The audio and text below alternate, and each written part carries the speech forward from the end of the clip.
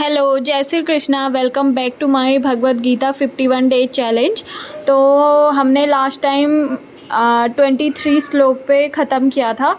आज हम स्टार्ट करेंगे चैप्टर 2 का श्लोक नंबर 24। यह आत्मा अखंडित तथा अघुलनशील है, इसे न तो जलाया जा सकता है न ही सुखाया जा सकता है।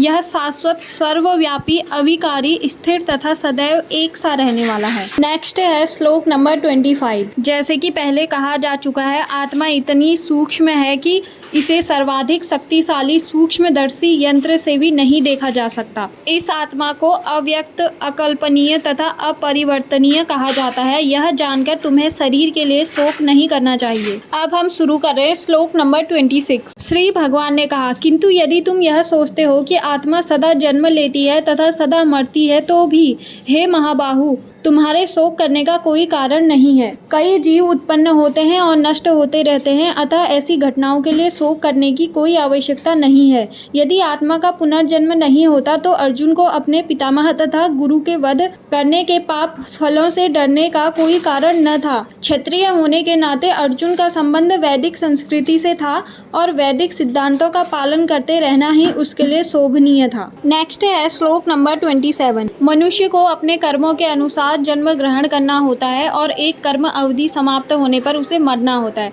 जिससे वह दूसरा जन्म ले सके। इस प्रकार मुक्ति प्राप्त किए बिना ही जन्म मृत्यु का यह चक्र चलता रहता है। सत्य के लिए युद्ध करना क्षत्रिय का धर्म है, अतः अपने कर्तव्य का पालन करते हुए वह स्वजनों की मृत्यु से भयभीत या शोकाकुल क्यों था? वह विधि कानून को भंग नहीं करना चाहता था, क्योंकि ऐसा करने पर उसे उन पाप कर्मों के फल भोगने पड़ेंगे जिनसे वह अत्यंत भयभीत था। जिसने जन्म लिया है उसकी मृत्यु निश्चित है और मृत्यु के पश्चात पुनर्जन्म भी निश्चित है। नेक्स्ट है श्लोक नंबर 28। दो प्रकार के दार्शनिक हैं, एक तो वे जो आत्मा के अस्तित्व को मानते हैं और दूसरे वो जो आत्मा के अस्तित्व को नहीं मानते। कहा जा सकता है कि किसी भी दशा में शोक करने का कोई कारण नहीं है।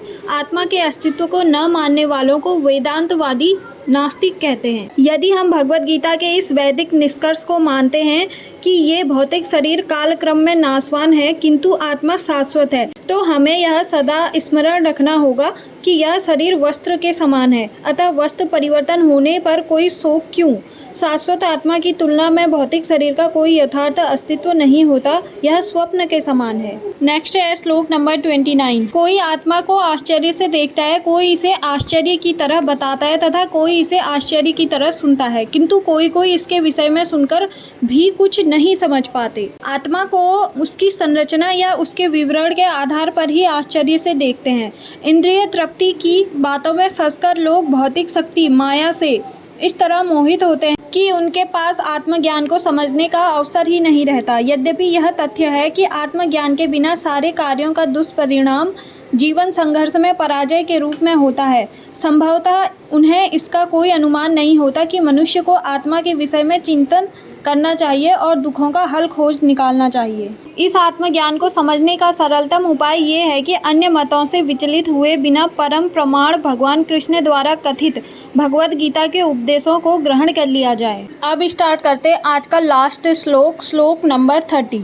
अब भगवान अविकारी आत्मा विषयक अपना उपदेश समाप्त कर रहे हैं। अमर आत्मा का अनेक प्रकार से वर्णन करते हुए भगवान कृष्ण ने आत्मा को अमर तथा शरीर को नाशवान सिद्ध किया है। अतः क्षत्रिय होने के नाते अर्जुन को इस भय से कि युद्ध में उसके पितामह भीष्म तथा गुरु द्रोण मर जाएंगे, अपने कर्तव्य से विमुख नहीं होना चाहिए। यद्यपि आत्मा अमर है किंतु इससे हिंसा को प्रोत्साहित नहीं किया जाता।